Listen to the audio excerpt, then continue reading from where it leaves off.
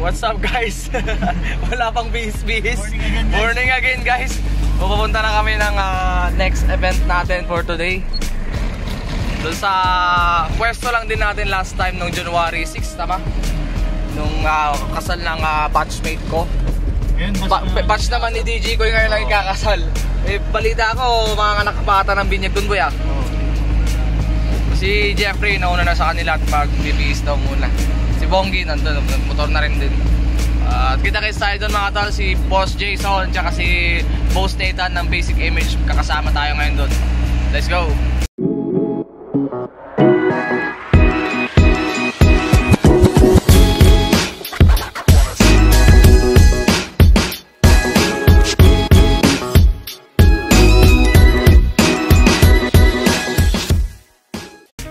Ayan guys, nandito na pala tayo dito sa setup natin. Bukod na natin speaker, kapantal sa wala rin. Ito tingnan natin natin ulit yung space natin. Ito yung nasa kaliit.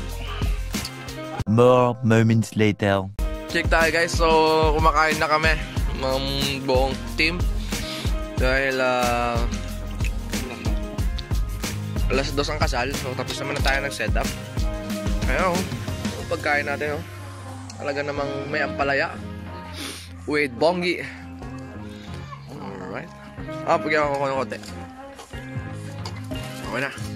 Thank you, thank you. Dahil natulog kaming lahat at napagtrapan pa kami ni Basic Image. Nakipag-selfie sa amin habang tulog kami. Kain muna tayo guys.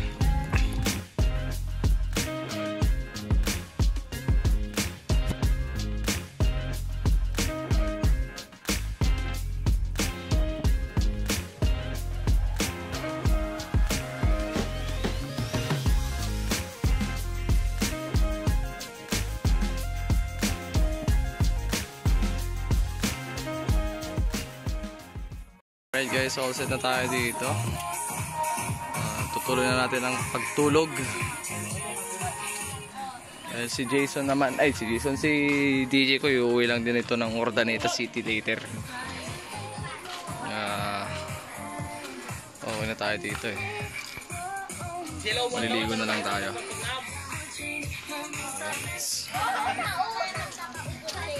Tutok tayo sa techboot sa speaker. A few moments later. Time check tayo guys, mag-alas 5 na at makain na mga tao. Saan? Ay, magkatanan kami.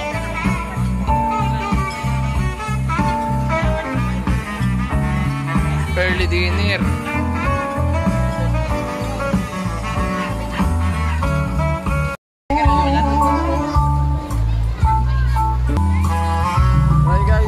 Pa rin nagsisikat yung mga person. Just without you.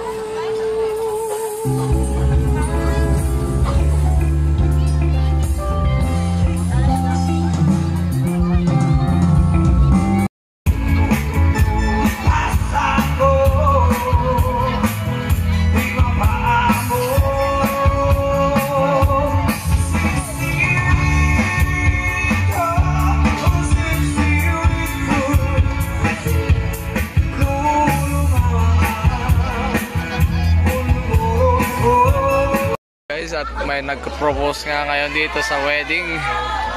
Ayun it's a yes or no.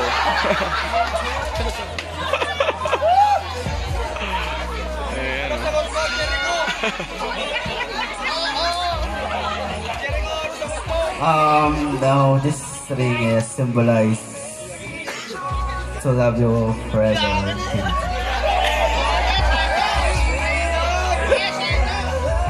Alright guys, talagang makaka-copyright na tayo dito. 1 hour later.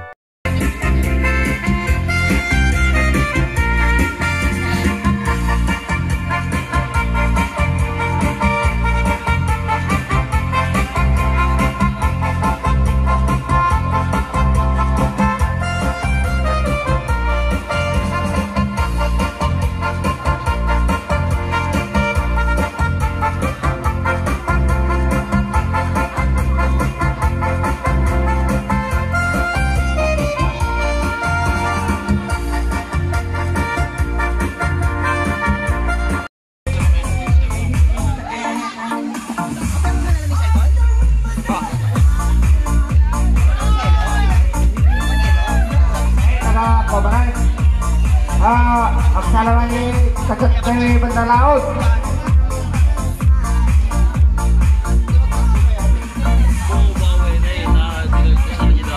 Walwalan na.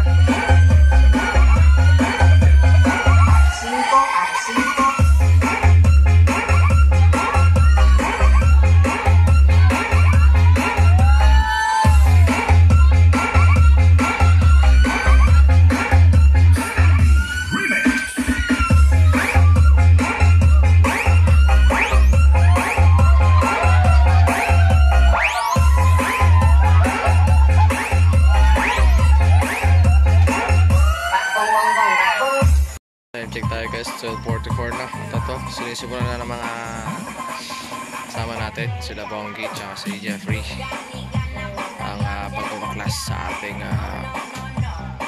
backdrop at beam, tapos yung frontal natin.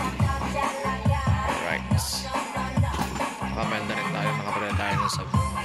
More moments later. Alright guys, time check tayo ulit at tayo nakakauwi pa lang, 2:21 AM na rin. At si Jeffrey, hindi ko na pinasama dito, bumaba na siya doon, dala niya yung tricycle natin para bukas na lang siya pumunta dahil hindi na tayo magbababa ng gamit sa sobrang pagod natin na ilang oras lang tulog natin mula kahapon. Si Bongi naman is uuwi na.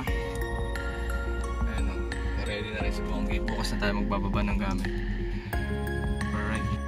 At ayun mga matol, tapos na naman ng isang event ng may dumating ng mga lasing. Ayun, nag-ahari-harian na kanina doon mga tol. Nagre-reklamo doon at daw tayo nagpatayo, wala nang nasayaw. Sila yung matatapang kanina.